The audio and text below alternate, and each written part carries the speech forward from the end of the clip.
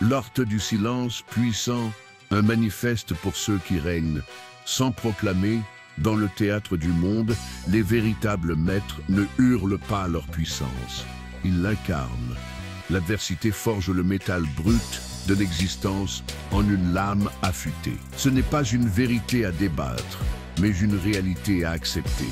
Un emploi perdu, une relation brisée, une santé compromise, ces moments ne sont pas des obstacles, mais des rites de passage qui révèlent notre véritable nature. La masse pleure devant l'épreuve. L'homme souverain y voit une opportunité. Face au chaos, la médiocrité vacille. La grandeur, elle, s'enracine plus profondément. Ce n'est pas de l'optimisme naïf, c'est une lucidité froide qui transcende l'émotion immédiate pour percevoir l'horizon des possibles. La résilience n'est pas une qualité, c'est une discipline. Elle exige une maîtrise implacable de soi, régulation des émotions, recalibrage constant de la pensée, extraction méthodique des leçons de chaque défaite. Ce n'est pas un trait inné, mais une architecture mentale, délibérément construite, pierre par pierre, silence après silence. L'homme résilient ne survit pas à l'adversité. Il l'absorbe et en fait sa substance. Il cultive sa force dans l'ombre, loin des regards et des applaudissements. Il comprend que demander de l'aide n'est pas un signe de faiblesse, mais un calcul stratégique, que le soin de son corps et de son esprit n'est pas une indulgence, mais une nécessité tactique. Observer ceux qui ont traversé l'enfer et en sont revenus indemnes ne devrait pas susciter l'admiration, mais l'étude. L'athlète qui reconstruit son corps après une blessure dévastatrice. L'entrepreneur qui transforme sa faillite en empire. Le stoïque qui convertit son deuil le plus profond en force créatrice pour élever autrui. Ils ne sont pas des exceptions, ils sont des exemples. La résilience véritable ne cherche pas à revenir à ce qui était avant l'épreuve. Elle forge une version supérieure qui intègre la cicatrice comme partie de sa puissance. Elle ne vise pas la simple récupération, mais la transcendance. Dans une société obsédée par le bruit, par l'exhibition constante des émotions et des opinions, l'être résilient cultive une présence qui parle sans mots, une gravité qui attire sans effort, une force qui n'a pas besoin d'être annoncée pour être reconnue. Ne cherchez pas à convaincre le monde de votre valeur. Devenez si indispensable que le monde vient à vous.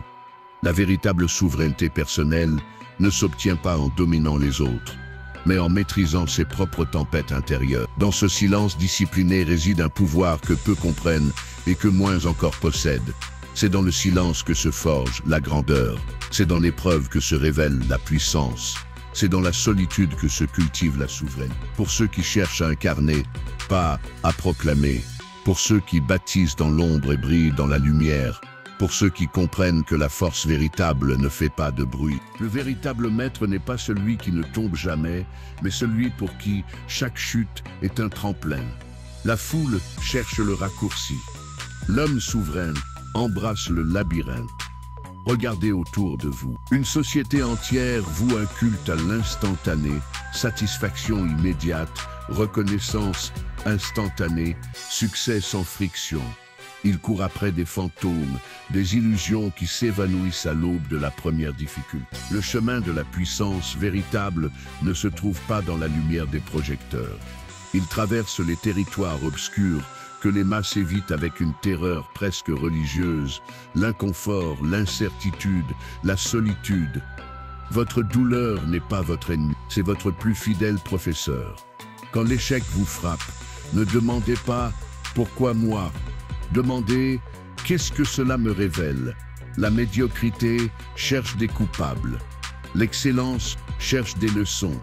Une défaite n'est fatale que pour celui qui la considère comme telle. Pour l'homme souverain, elle n'est qu'une donnée, un fragment d'information qu'il intègre à son arsenal.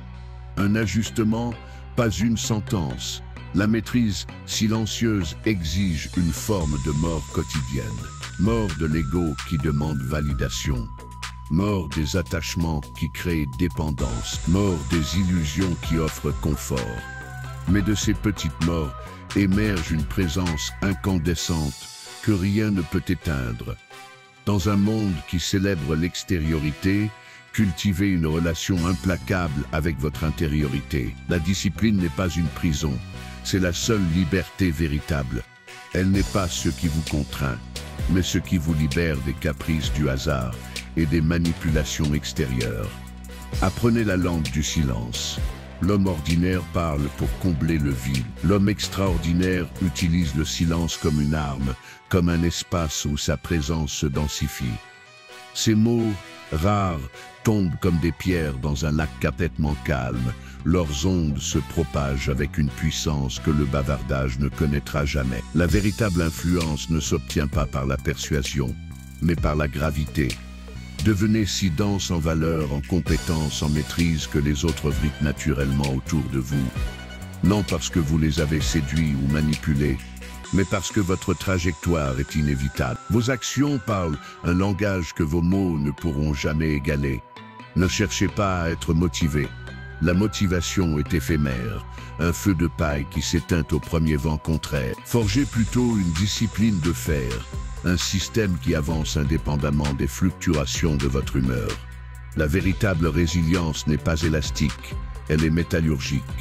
Elle ne revient pas à sa forme initiale après l'épreuve. Elle se transforme, se trempe, devient plus dense, plus tranchante. Vous n'êtes pas fait pour retourner à ce que vous étiez. Vous êtes fait pour devenir ce que l'épreuve révèle que vous pouvez être. Le monde extérieur n'est qu'un reflet de votre monde intérieur. Maîtrisez vos tempêtes internes, et les tempêtes externes perdront leur emprise sur vous. Là où d'autres sont ballottés par les circonstances, vous devenez la circonstance elle-même. Ne cherchez pas à être compris, cherchez à être imparable. Ne visez pas le succès, visez l'inévitabilité. Ne soyez pas impressionnant, soyez implacable. Pour ceux qui comprennent que la grandeur n'est pas un accident, mais une pratique quotidienne. Pour ceux qui savent que dans le silence de leur discipline se forge leur destinée. Pour ceux qui n'attendent pas que le monde leur offre une place, mais qui la taillent dans la pierre de l'adversité. Ça vous parle, non? Si ces mots résonnent en vous, ce n'est pas un hasard. C'est juste que vous faites partie de ce club ultra sélect qui cherche le fond, pas le superficiel. Rejoignez notre tribu de bâtisseurs silencieux. Abonnez-vous. Activez la cloche pour ne rien louper de nos insights stratégiques. Partagez cette vidéo seulement avec ceux qui vraiment méritent cette sagesse.